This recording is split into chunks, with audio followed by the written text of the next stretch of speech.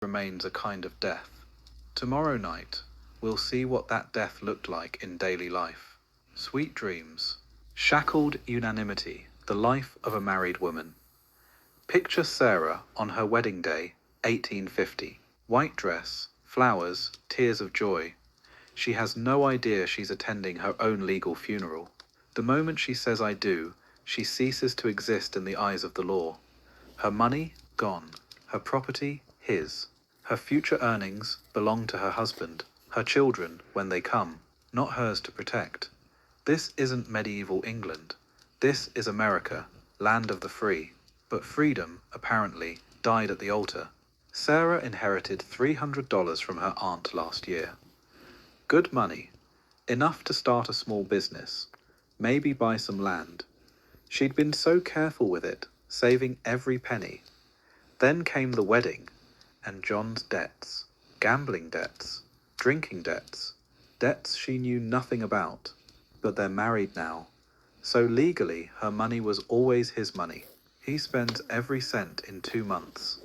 Sarah watches her inheritance disappear into other men's pockets. She has no legal recourse. None. Sarah's good with numbers. Always has been. She wants to keep the neighborhood's books, help local businesses with their accounts. Simple work, honest pay, but she can't sign contracts, can't sue if they don't pay her, can't even be sued, which sounds good until you realize no one will hire someone they can't hold legally responsible.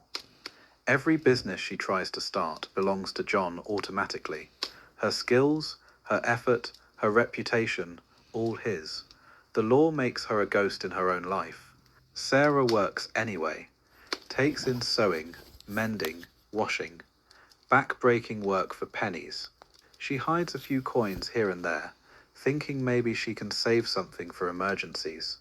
John finds her stash, takes every penny. Legally, he's collecting his own property. The money she earned with blistered fingers and an aching back was never hers to begin with. When she protests, he laughs. What's mine is mine, and what's yours is mine too. The law agrees with him completely. The children come. 2 little girls, sweet and bright. Sarah loves them fiercely, but love doesn't equal legal rights. John decides their education, their future, their fate. When he threatens to apprentice 6-year-old Mary to a brutal factory owner, Sarah begs him to reconsider. He backhands her across the face. They're my children, he says. You're just the vessel that carried them. The law sees it exactly the same way. Fathers have absolute authority, mothers have none. The bruises become regular.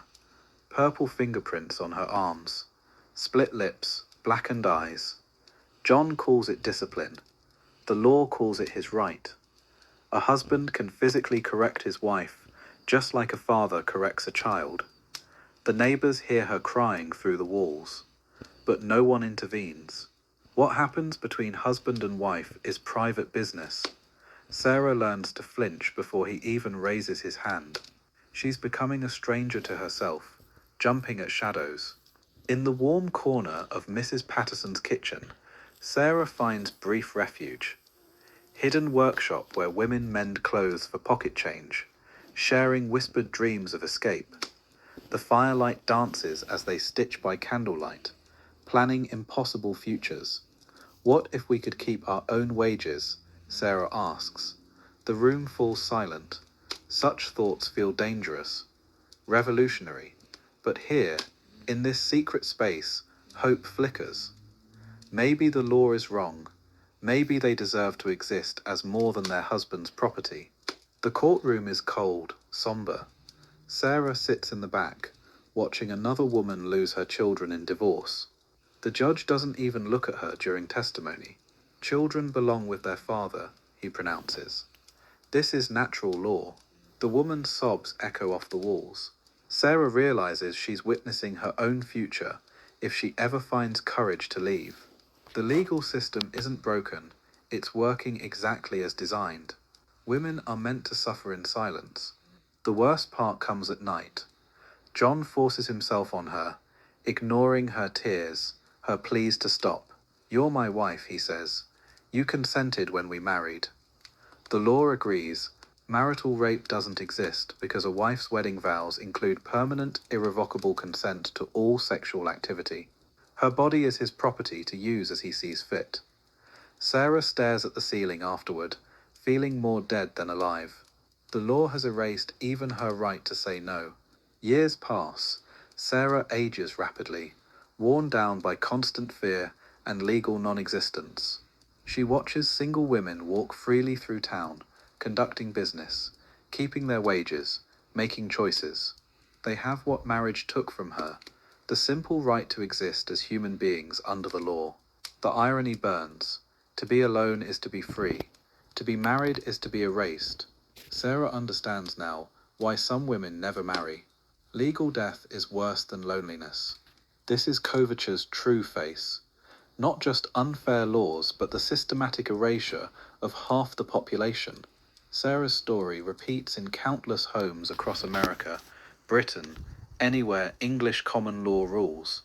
Women trapped by legal invisibility, unable to vote because they don't legally exist, unable to escape because they own nothing. Tomorrow, we'll see how this connects to suffrage, because you can't give voting rights to people the law pretends aren't there. Muffled voices, suffrage and the shadows of coverture. Picture this scene, 1910. New York City. Thousands of women march down Fifth Avenue demanding the vote. Banners flying, voices raised, hope electric in the air. But back home that evening, whispered arguments. Husbands explaining why wives don't need political voices, why their interests are already represented, why voting would destroy the sacred nature of marriage itself. What these women didn't fully grasp yet. They weren't just fighting for ballots. They were fighting against 800 years of legal erasure called coverture. The suffrage rallies were spectacular. Think parades, think pageantry, think thousands of women in white marching through city streets. They carried signs reading, "Votes for women," and "Taxation without representation is tyranny." The energy was intoxicating.